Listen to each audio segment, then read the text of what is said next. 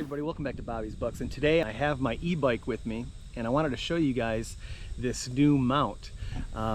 So as you can see, this mount is specifically made for this e-bike, and you probably get another lock for this because folks could just show up and pull that right off. So I'm going to make this quick. I'm going to go hang a stand real quick. Okay, this is the Ebike Rack. Now what's really cool about this e-bike is you can set it up for one bike. I was actually searching and trying to find an e-bike rack that was specifically for only one bike, but I couldn't find it. But this rack only costs right around $100, and what's neat is you don't have to actually put the second bike rack on it, so you can set it up just for one. Now I took this out into the field today, worked really good, and I like how high it is, so you can jump off little ramps or jump down from, like, say, a curb, and you don't have to worry about messing this up. Now this rack is specifically set up for 4-inch wide e-bike tires. So a lot of these racks get pretty expensive, like $300, $400, $500. This one is right around $100, and it's high quality, 5 stars.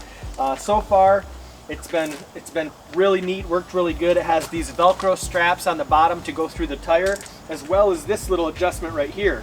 It comes with this top bar, and it has like a soft grip on it, so you're not going to scratch up your bike. Also, the tires are Velcroed, so you don't have to worry about that. Those are Velcroed on, and then they recommend that you ride with this strap. And this strap goes right through the back. It's got a spot for it. Now this was about 5 feet long.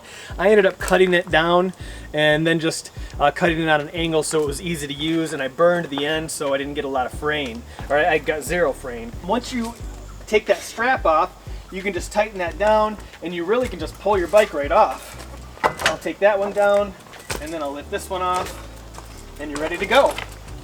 So that simple. When you break it down, when you go to put it away, you can push this button and it drops down just like that. Okay, so let me show you how to load the bike.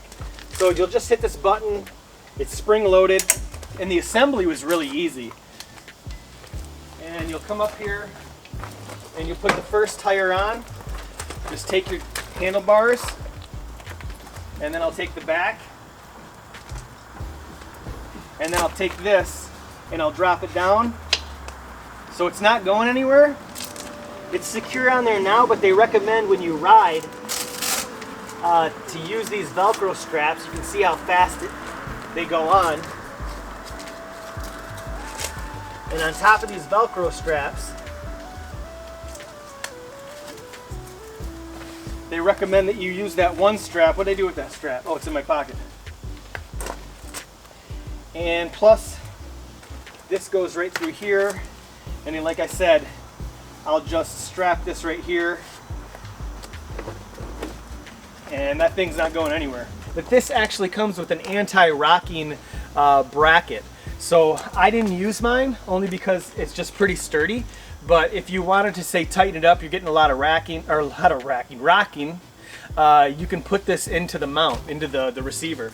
So, but really excited about this. So this is one of the best priced bike racks that I could find. Really easy to put your bike on, and I just wanted to share it. I hope that helps you guys. I absolutely recommend it. Now on the picture you'll see 2 racks for bikes, but again, you don't have to put the back side on. And also, one really cool thing about this, your bike on, you have enough room to drop your tailgate down. So that's what's so nice about that. I still got my sticks in my backpack back here. This was really lightweight. These loppers are featherweight. I'll link these down below. If you guys are doing some stand setup, I really recommend those loppers. Those loppers are less than ½ a pound.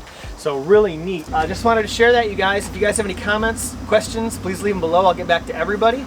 Best of luck this season. I hope you guys kill a deer that you're proud of, and we'll see you on the next video.